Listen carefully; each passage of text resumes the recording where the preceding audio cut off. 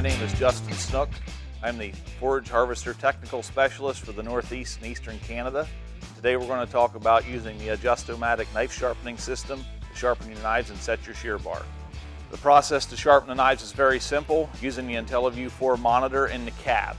This allows us to sharpen the knives in forward and reverse and set the shear bar in forward and reverse. The stone life indicator on the IntelliView display allows us to monitor the life of the stone. Once the stone life is down to 0%, we will then need to go through the procedure to adjust the stone. To reset the stone, we will go to the right-hand side of the machine and remove the chopper body shield. Next, we will remove the shield from the right-hand side of the Adjust-O-Matic sharpening system. This will allow us to have access to the stone carrier. The first thing we will do is loosen the jam nut and slide the position indicator up against the bottom of the sharpening stone. We will then tighten that handle. We will then go to the rear of the machine and grab the stone nut tool from the toolbox and use this to loosen this nut on the top of the sharpening stone.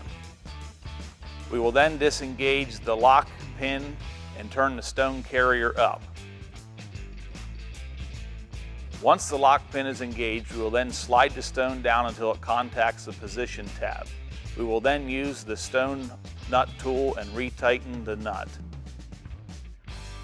Once this is done, we can lower the position tab and disengage the locking handle.